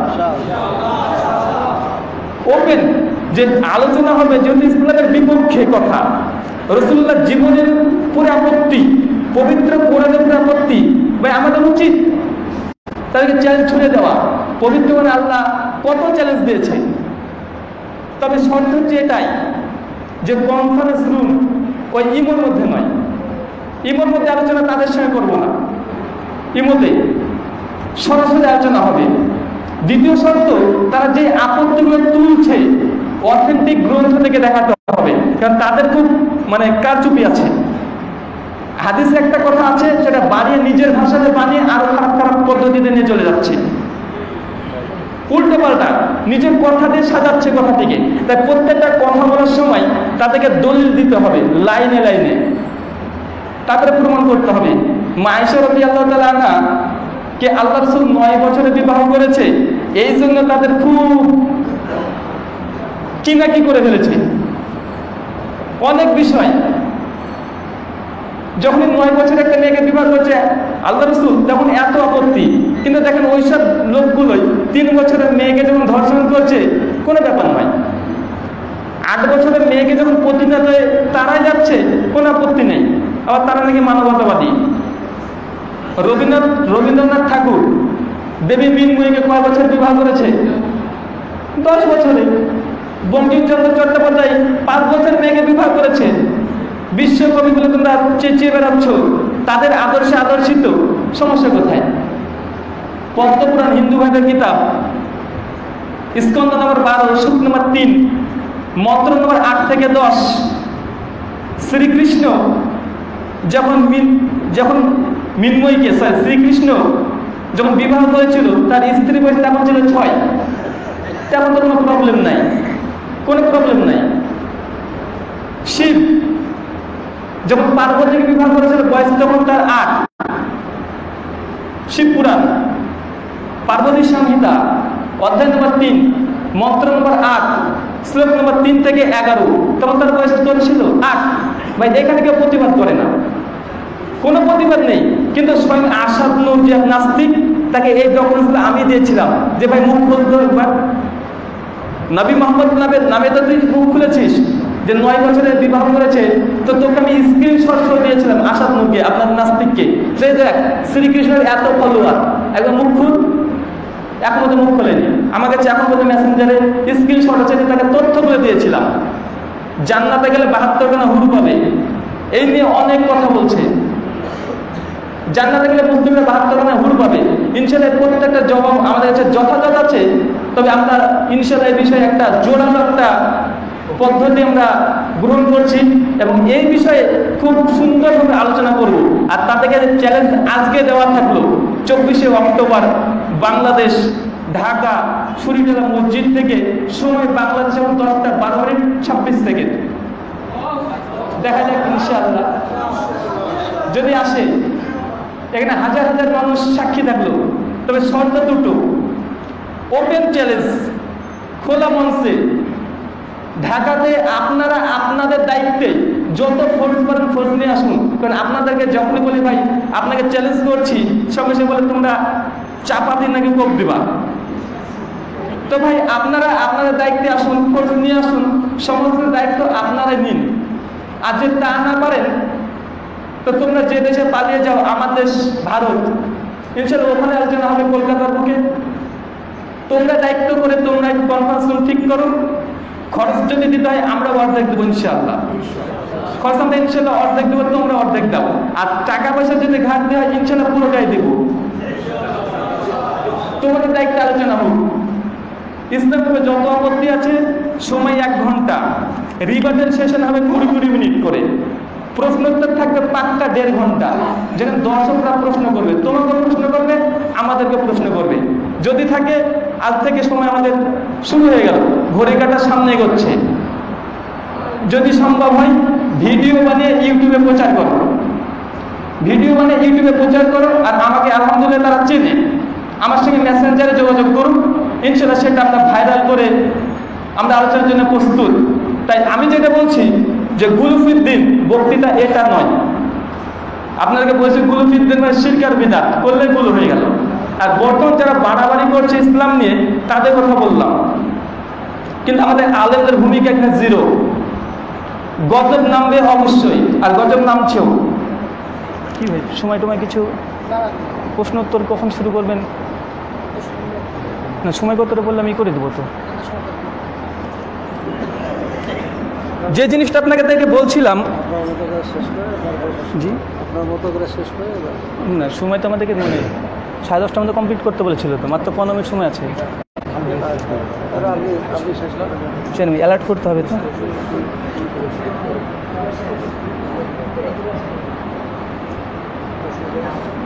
যে বিষয়টি বলছিলাম যে এটা হচ্ছে মূল বিষয়, বিষয় হচ্ছে ইসলাম নিয়ে বাড়াবাড়ি যারা করছে তাদের বিষয়ে ঢুকেছি।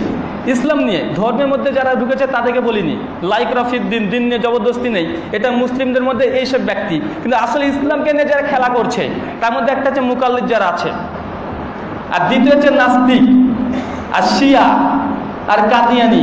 এই 4টে স্টেজ সমপরিমাণ, একই আচরণ, একই ব্যবহার, একটা অর্জন পয়সার এ পৃষ্ঠার ও পৃষ্ঠা দুটোই সমান।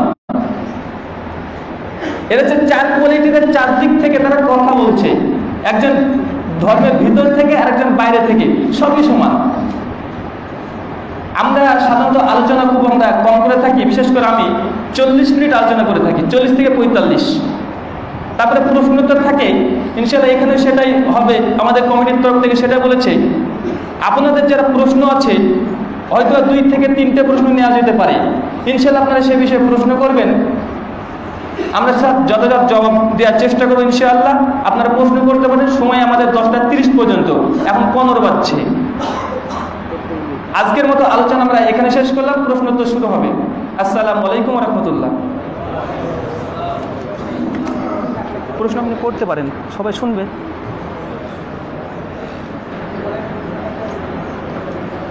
এখানে তো বিষয়টা হচ্ছে, এখানে কয়টা প্রশ্ন করেছে? 3টা। এটা জবাব দিয়েছি তো, এটা প্রশ্ন করলাম নেই, হয়ে গেল। কি বলছে এটা?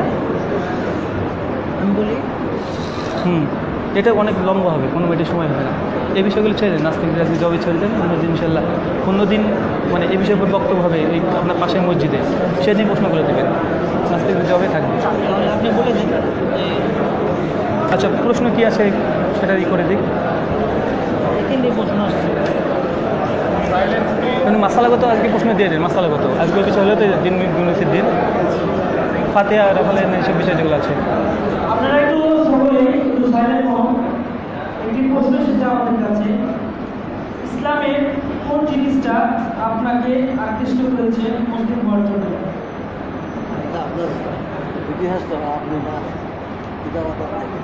আসসালামু আলাইকুম ওয়া রাহমাতুল্লাহি ওয়া বারাকাতুহু।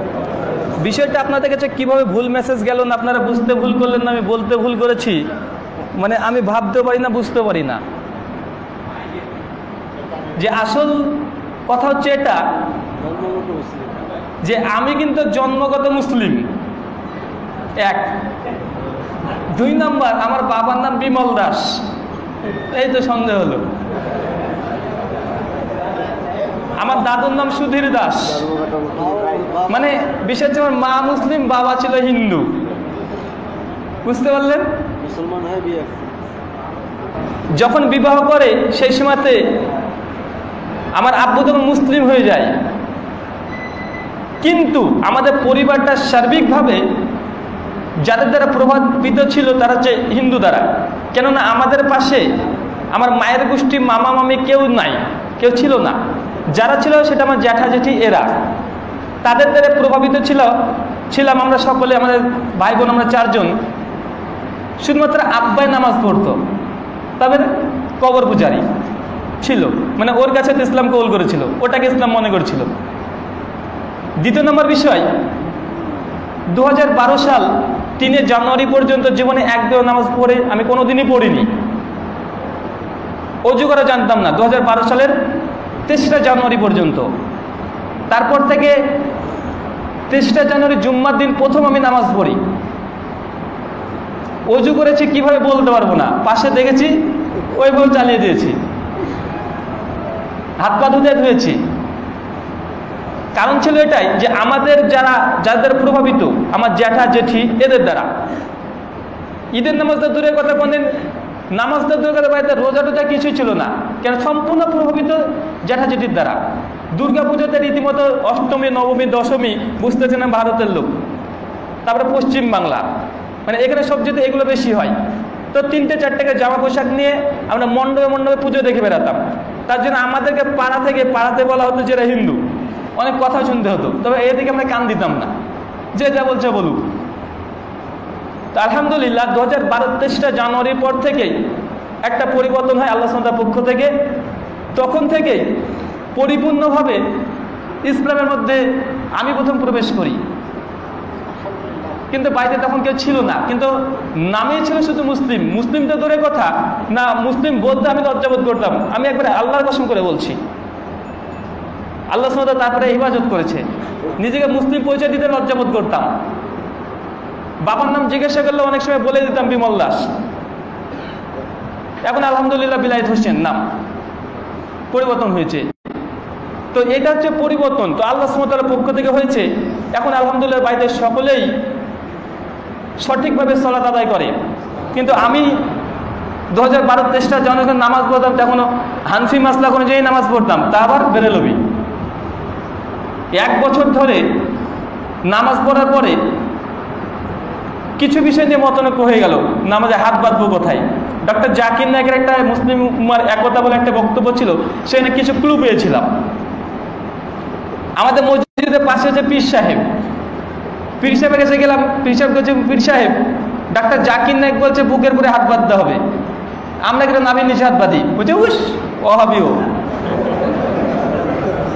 প্রথম দিন উজট খেলাম, ওয়াহাবি কি জানতাম না। 2013 প্রথমে এবার ওয়াহাবি কি চিনলাম না, জানতাম না। আমার সঙ্গে আরেকজন ভাই, তিনি সালাত আদায় করতেন, আর তিনি আমাকে কোরআন দিয়েছিল বাংলাতে, আর আমি জানতাম না যে বাংলাতে কোরআন হয়েছে। আবুল আলা মওদুদি সাহেবের একটা অনুবাদ দিয়েছিল, আলহামদুলিল্লাহ এখন পর্যন্ত কোরআনটা আছে আমার কাছে। ওকে জিজ্ঞাসা করলাম, ভাই ওয়াহাবি কি? উনি তখন বলছে ওয়াহাবি মানে, যে আমাকে পীর সাহেব বললো। তো কেন বললো এই কথা? তো বুকে পুরো হাত বাঁধবো এই প্রশ্ন করেছি তাই।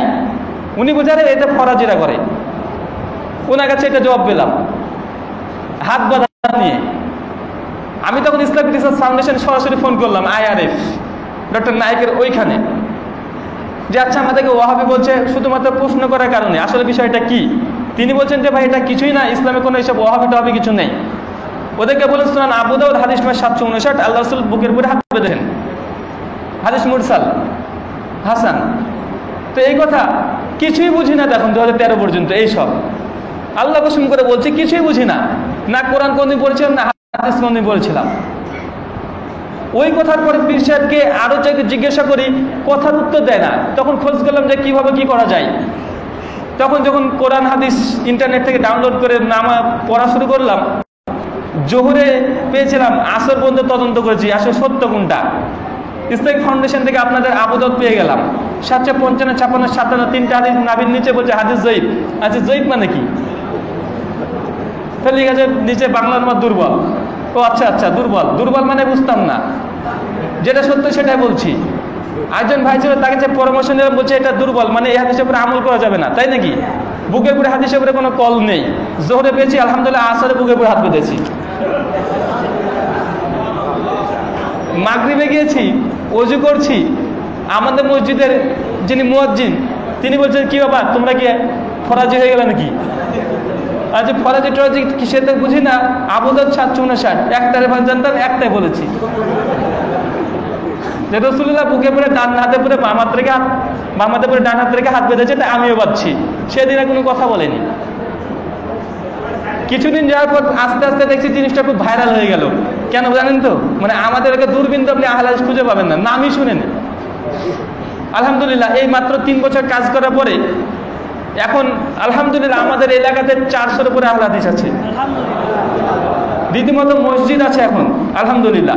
তবে আমাদের মসজিদ অনেকে দেখেছেন কাঁচা পাটপটি, লোকে এসে দেখে যে রাহুল ভাইয়ের সঙ্গে একটু দেখা করে আসি, তার ইসলাম লাইব্রেরিতে একটু দেখা করে আসি, গিয়ে যখন আসে এসে দেখে কাঁচা মসজিদ, বৃষ্টি হলে পানি পড়ে।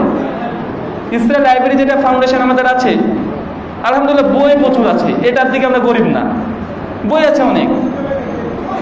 দেখার পর তারা বলে যে ভাই আপনি মসজিদটাকে আর পাকা করিয়েন না, এই মসজিদ দেখে ভালো লাগছে, কারণ কাঁচা মসজিদ নাই। তো যাই হোক আপনাকে যেটা বলতে চাইলাম যে আমি ব্যক্তিগতভাবে মানে জন্মগতভাবে মুসলিম 2012 পর্যন্ত প্রভাবিত ছিলাম আমাদের পিসি জেঠি জেঠিমা এদের দ্বারা। 2012 পূর্বে কোনো নামাজ হজ যাকাত কিছুই পড়িনি। 3রা জানুয়ারির পর থেকে প্রথম সালাত আদায় শুরু করি। 1 বছর ছিলাম হানাফি, তারপরে আস্তে আস্তে আস্তে আস্তে পরিবর্তন হলো আলহামদুলিল্লাহ। এখন আপনার সামনে আলোচনা করছি।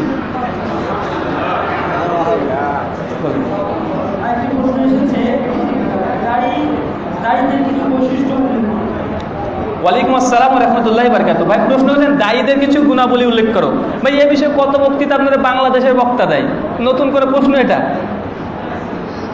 শেখ আব্দুর রাজ্জাক বিন ইউসুফের বক্তা এবং শ্রোতার পরিচয় একটা বই আছে, ওই বইটিতে দেখবেন যে দায়ীদের গুণাবলী। আসাদুল্লাহ গালিব সাহেবের হাদিস ফাউন্ডেশন থেকে কিছুদিন একটি বই বার গেল যে দায়ীদের গুণাবলী, ওটা পড়ে নেবেন, আপনাদের বই। এর জন্য বক্তৃতার দরকার, এর জন্য প্রশ্ন উত্তর হয় না। বলেন। আরেকটি প্রশ্ন হচ্ছে একামতের দিন সম্পর্কে আমরা রাষ্ট্রে একামতের দিন প্রতিষ্ঠা করতে। ওয়ালাইকুম আসসালাম রহমতুল্লাহি বারাকাতুহু। একামতের দিন প্রসঙ্গে আমি আলোচনা সবার মধ্যে বলেছিলাম। প্রশ্ন এসেছে যে একামতের দিন সম্পর্কে আমাদের মতামত কি। আলহামদুলিল্লাহ একামতের দিন এটা একটা বিধান, একটা ইবাদত। ইবাদতের জন্য শর্ত কি ভাই? ইবাদতের জন্য শর্ত কি? আল্লাহ রাসূল সাল্লাল্লাহু আলাইহি সাল্লামের তরিকা লাগবে, পদ্ধতি লাগবে। তো আল্লাহ সাল্লামের তরিকা পদ্ধতি দিয়ে একামতের দিন প্রতিষ্ঠা করেন। আব্রাহাম লিঙ্কন, কার্ল মার্কসের নীতি দিয়ে ইসলাম প্রতিষ্ঠা করার চেষ্টা করেন না। তারা বলে যে গণতন্ত্র বা ডেমোক্রেসি এটা শিরক। তো ভাই শিরকযুক্ত আমল কবুল হবে? একটা কুয়ার মধ্যে যদি একটা হালাল খাদ্য থাকে, কুয়ার মধ্যে যেখানে নোংরা পানি আছে, হতে পারে পায়খানার চেম্বার, হালাল যদি খাদ্য থাকে, গরুর মাংস যদি থাকে, তুলে খেবেন আপনি ভাই? খাবেন? তো গণতন্ত্রের মাধ্যমে দিন কায়েম করে ওটার নেয়। যদি আপনি ওই নোংরা কূপের মধ্যে থেকে, পায়খানা আছে তার মধ্যে থেকে হালাল খাবারটা খেতে পারেন, ধুয়ে টুয়ে খাবেন, তো আপনার গণতন্ত্রের মাধ্যমে দিন কায়েম অমন্তি। অবশ্যই একামতের দিন কায়েম করতে হবে, এটা আমাদের ফরজ বিধান, দায়িত্ব।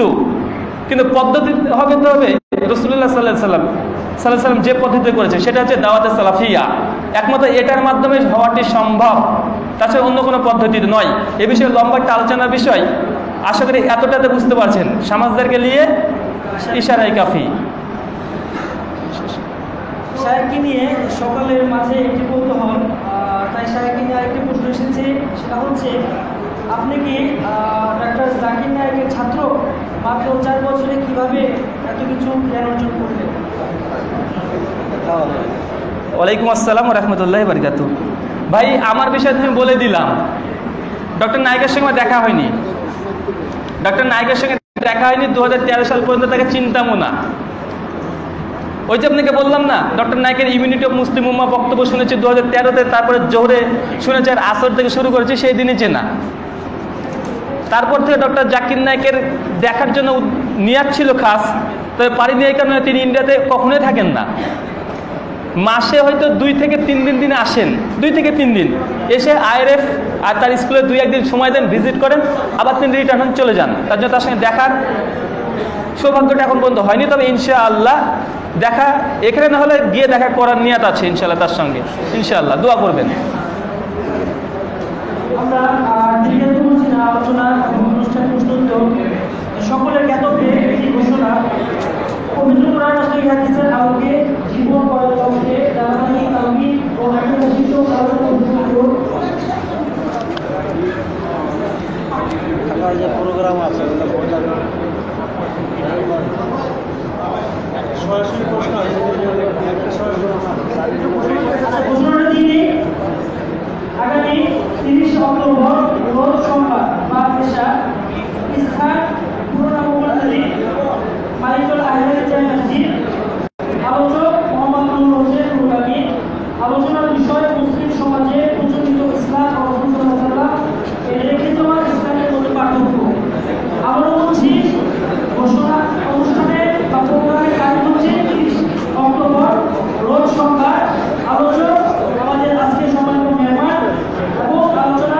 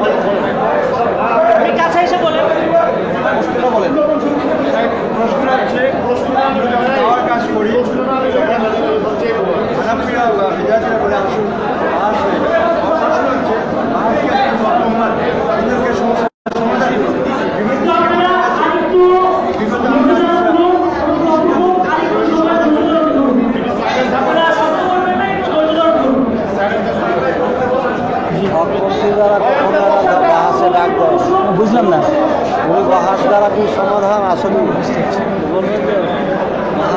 সালাম আলাইকুম।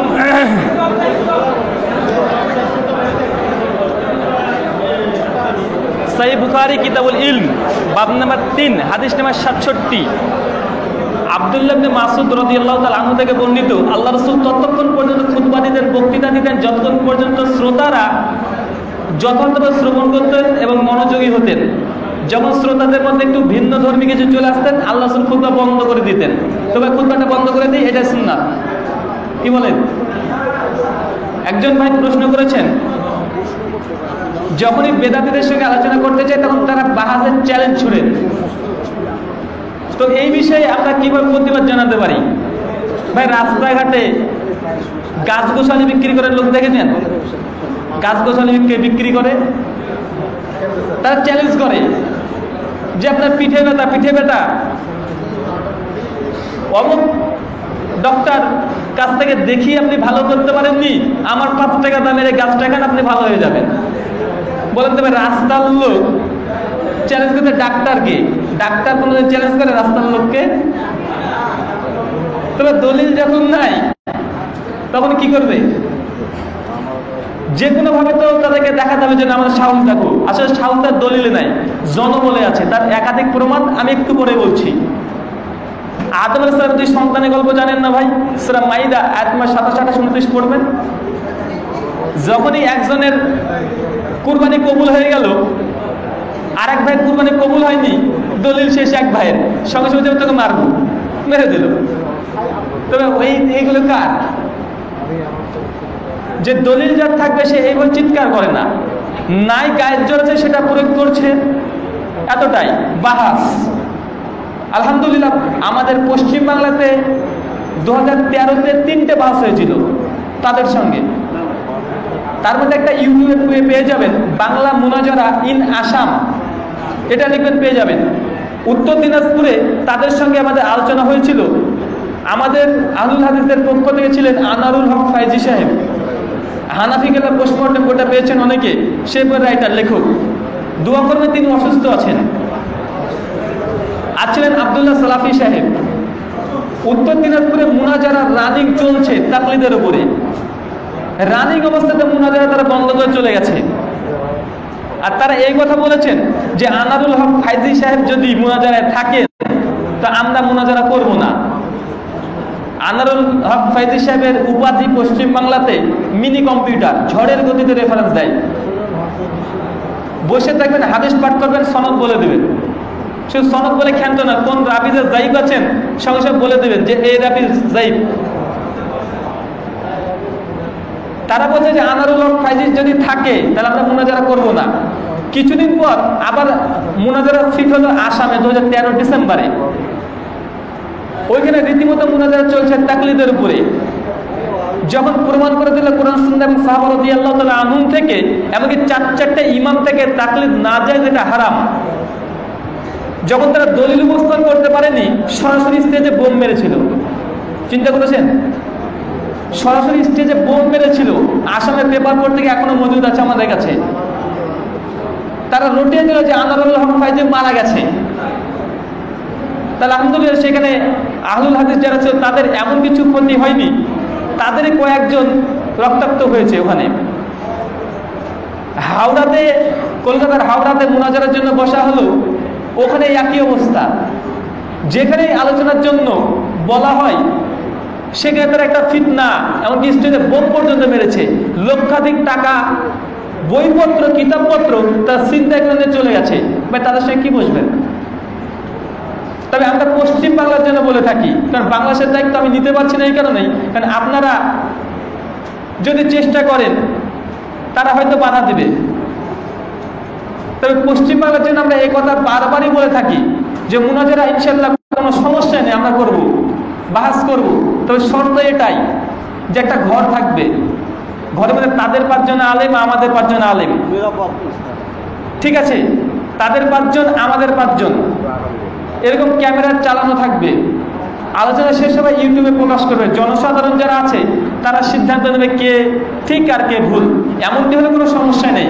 অনেক ফোন মুনাজারাতে দেখবেন এই কথা আমি বলেছি, এখন পর্যন্ত কেউ বসেনি, আলোচনা করেনি। যখন মুনাজারা করে চ্যালেঞ্জ দেয় আমরা গ্রহণ করি, যখনই এই শর্ত দিই আর নেই, বারবার বলে ফিল্ডে আসো। তার মানে কি বইপত্রতে তাদের নাই, বুখারি নাই, তখন বাখারি রেডি থাকবে ওরা বাইরে। বাখারি মানে বুঝতে পারলেন তো, তারা যে এইখানে আসবে না ওইখানে আসবে। তো ইনশাআল্লাহ আমরা পশ্চিমবাংলার জন্য আমরা বলি যে তারা যদি আলোচনা করতে আসে তো আসুক, তবে ঘরের মধ্যে ক্যামেরার সামনে প্রকাশ হবে, কালকে আমরা আছি ফিরি, কোনো সমস্যা নেই। আর কালকে 25 তারিখ আমরা ঢাকা, জায়গার নাম কি হাজারীবাগে, আলহামদুলিল্লাহ আমি আছি। কেউ যদি আলোচনা করতে চান হাজারীবাগে চলে আসবেন, আমার মোবাইল নাম্বার অনেকেই জানেন আলোচনা করার জন্য। ইনশাআল্লাহ কালকে 24 ঘন্টা সময় থাকলো, এখন 10:36 থেকে 24শে অক্টোবর 10:36 রাত্রি, কাল ইনশাআল্লাহ 10:36 পর্যন্ত 25শে অক্টোবর আমরা ইনশাআল্লাহ আলোচনার জন্য প্রস্তুত। আপনারা আসতে পারেন, এই 24 ঘন্টা সময় থাকবে। আসলে বিষয়টি স্পষ্ট হয়েছে, কেউ চ্যালেঞ্জ করছে যে কোনো সময় যে কোনো জায়গায় বুঝে নেবে, সমাজদার গেলে ইশারায় কাফি নেন। প্রশ্নের জন্য আজ কি সমাধান, বিতর্কের সমাধান? হ্যাঁ ভাই, যে মূল বিষয়টি প্রশ্ন করছেন যে বাহাস কি, কোনো আলোচনার সমাধান কি, ভাই আল্লাহ রাসূল সাল্লাল্লাহু আলাইহি ওয়াসাল্লাম কখনো আবু জাহেলের জন্য মুনাজারা করবো এরকম কোনো চ্যালেঞ্জ করেছিল? কি বলেন? আবু জাহেলও করেনি। তো মুনাজারার সমাধান যদি হতো তো এটা তো সুন্নাত একটা তরিকা হতো, বরং কোরআন সুন্নাহ দ্বারা প্রমাণিত যারা বিতর্কের জন্য দিন অর্থাৎ ইলম হাসিল করে, ইলম অর্জন করে, কিয়ামতের মাঠে তারা অপমানিত হবেই হবে। সাবধান, যদি মাত্র বিরোধীদেরকে প্রমাণ করবেন যে বাতিল আর আপনি হক, এটা প্রমাণের জন্য যদি ইলম হাসিল করেন কাউকে অপদস্থ করার জন্য, তো কিয়ামতের মাঠে আপনি অপদস্থ আপনি হবেন ইনশাআল্লাহ, কোনো সমস্যা নেই। সেই বুখারী মুসলিমের হাদিস। আর এটাই স্পষ্ট যে আল্লাহ রাসূল বলছে কেউ হক জানার পরে যদি চুপ থাকে, বিতর্কে না জড়ায়, তার জন্য অবশ্যই জান্নাত আছে। তাই এই দুটোর দিকে দৃষ্টি রেখেই সামনে এগোনো উচিত। আসলে বিষয়টি স্পষ্ট হয়েছে, বাহাস মুনাজারা এটা হকের মানদণ্ড নয়। আমরা এটা চাই না, তবে ওরা গায়ে পড়ে আমাদের উপর করে। আমরা ঠিক আছে, শেষ করে দেবেন কি ভাই? একটা কোনো এই ধরনের প্রশ্ন দিচ্ছেন কেন? যেটা জানার প্রশ্ন সেটা লিখ, মাসালাগত বিষয়, না তো আমার বিষয়ে প্রশ্ন কী করবো? হ্যাঁ, অনলাইনে এখন লাইভ আছে? আচ্ছা, অনলাইনে কি প্রশ্ন আছে? কোনো মাসালাগত প্রশ্ন থাকলে। আমাদের মসজিদে বিদআত হয় প্রচুর সংখ্যক এবং সুন্নাতগুলো অবহেলিত এবং বাতিল এখনো। আমি জোরে বলা হয় না, সম্মিলিত মুনাজাত, রফুল ইয়াদাইন করা হয় না, মুখে হাত বাঁধা হয় না, মিলাদের মতো জঘন্য বিদআত হয়। এমন অবস্থায় মসজিদে যাওয়া বন্ধ করে দিয়েছি। বাসায় আমার সালাত আদায় হবে কি? যেহেতু কাছাকাছি সহিহ কিতাব কোনো মসজিদ আমরা খুঁজে পাচ্ছি না, উত্তরটি দিলে কৃতজ্ঞ থাকবো। ওয়ালাইকুম আসসালাম ওয়া রাহমাতুল্লাহি ওয়া বারাকাতুহু। এক ভাই অনলাইনে আমাদের লাইভ দেখছেন, সেখান থেকে প্রশ্ন করেছেন যে বর্তমান তিনি যে প্রেক্ষাপটে অবস্থান করছেন সেখানে বিদআতে পরিপূর্ণ এবং সঙ্গে সঙ্গে সহিহ সুন্নাহ অনুসারে তারা সালাত আদায় করতে পারেন না। আশেপাশে তার কোনো মসজিদও নেই। এই মুহূর্তে অবস্থাতে তিনি কি বাসাতে সালাত আদায় করতে পারেন কি পারেন না? বিষয় হচ্ছে বিদআত হচ্ছে দুটো ভাগে বিভক্ত, এক আকীদাগত বিষয়ে বিদআত, একটা মাসালাগত বিষয়ে বিদআত। কোনো ব্যক্তির যদি আকীদা যদি ত্রুটি না থাকে, আইন আল্লাহ, আল্লাহ কোথায়, সে যদি বলে যে না আল্লাহ আরশে সমাসীন, পায়খানা বাথরুমে নেই, কি বুঝলেন? যদি বলেন আইন আল্লাহ সম্পর্কে প্রশ্ন করা হলো আল্লাহ কোথায়, সে বলে ফিস সামায়, আল্লাহ আসমানে আছে। আর কোথায় আছে? তার আরশে সমাসীন। এই কথা যদি বলে এই ব্যক্তির আকীদা ঠিক আছে, কিন্তু এই ব্যক্তি ফরজ নামাজের শেষে যদি হাত তুলে মুনাজাত করে, এটা মাসালাগত বিদআত। মূল বিষয় হচ্ছে আকীদাগত বিষয় যদি শুদ্ধ থাকে, মাসালাগত যদি বিদআত হয় তো মাসালাগত বিদআতের পেছনে সালাতটা বৈধ, কিন্তু আকীদাগত বিষয় যদি বিদআত থাকে তার পেছনে সালাত আদায় করা বৈধ নয়। মিনহাজুস সুন্নাতে শেখ ইমাম ইবনে তাইমিয়া এই কথা স্পষ্টভাবে 750 বছর আগে বলে গেছেন যে মাসালাগত বিদআত এতে সমস্ত কিছু ঠিক আছে। যেমন আপনাদের খন্দকার আব্দুল্লাহ জাহাঙ্গীর সাহেবের কথা বলি, তার আলহামদুলিল্লাহ তার আকীদাগুলো শুদ্ধ, এমনকি তাকে যারা ফলো করে তার আকীদাগুলো শুদ্ধ, কিন্তু অনেক বিষয় কিছু জিনিস আছে বিদআতের সঙ্গে যুক্ত থাকে, ত্রুটিপূর্ণ কিছু আছে, এইসব ব্যক্তির পেছনে সালাত বৈধ, অসুবিধা নেই। কিন্তু যে এদের কবর পূজা, মাজার পূজা করছে, এদের আকীদার ত্রুটি। এরা যদি রাফুল ইয়াদিন বুকের পুরে হাত বাঁধে কোনো বেরলবি মতো যদি আকীদা থাকে আর তারপর যদি বুকের পুরে হাত বাঁধে এবার রাফুল ইয়াদিন করে, তাদের পেছনে সালাত বৈধ নয়। বিষয়টি ক্লিয়ার হলো কি? বিষয় হচ্ছে আকীদাগত বিষয় যদি ত্রুটি ত্রুটি বিচ্যুতি হয় তাদের পেছনে সালাত বৈধ নয়, যদিও সে রফুলের দিন দিয়ে সালাত আদায় করুক, বুকের উপরে হাত বাঁধুক আর জোরে আমিন বলুক। কিন্তু আকীদা যদি শুদ্ধ হয়, নাভির নিচে যদি হাত বাঁধে তাদের পেছনে সালাত বৈধ। এখন আপনি দেখুন আপনার ইমাম সাহেব কোন পর্যায়ের, দেখার পর আপনি সেটা ডিসিশন নিন। আর যদি আকীদাগত বিষয় অ্যাকচুয়াল খারাপ, তারপর আবার বেদাতি, এমন যদি হয় বাইরে সালাত আদায় করছেন, কোনো সমস্যা নেই। আসলে বিষয়টি স্পষ্ট হয়েছে। আরেকটি প্রশ্ন এসেছে, আমাদের বাড়ির এক মসজিদের ভিতরে কবর আছে, সেই মসজিদে সালাত আদায় করার বিধান কি জানালে খুশি হব। বাড়ির মধ্যে না মসজিদের মধ্যে? বাড়ির মসজিদের মধ্যে। বাড়ির মসজিদ হয় কি? পারিবারিক মসজিদ হয় না, এটা একজন ভাই প্রশ্ন করেছেন যে তাদের মসজিদের ভেতরে কবর আছে, এর বিধান কি? একই বিষয় শেখ আলবানী নাসিরুদ্দিন আলবানী একটি বই আছে যে মসজিদ প্রাঙ্গণে কবরস্থান সালাতের বিধান। স্পষ্টভাবে তিনি প্রমাণ করেছেন যে এইসব মসজিদ সালাত বৈধ নয়। অর্থাৎ আল্লাহ স্পষ্ট হাদিস আছে যে তোমরা মসজিদকে ইবাদতের স্থান, কবরস্থানকে ইবাদতের স্থান বানিয়েও না। সহিহ মুসলিম হাদিস নম্বর 2327-28-29। আসে বিষয়টি স্পষ্ট হয়েছে। শেষ করে দিন, শ্রোতারা খায় কি বিক্ষিপ্ত। সম্মানিত মুসলিম এবং যারা এসেছে, আমরা আমাদের অনুষ্ঠান আর দীর্ঘায়িত করতে চাচ্ছি না, যেহেতু এখানে। আচ্ছা, আমি আমার দোয়া পড়ে দিই, শেষ করে দিই। আমি আমার দোয়াটা পড়ে দিই। সুবহানাকা আল্লাহুম্মা বিহামদিকা আশহাদু আল্লা ইলাহা ইল্লা আনতা আস্তাগফিরুকা ওয়া আতুবু ইলাইক।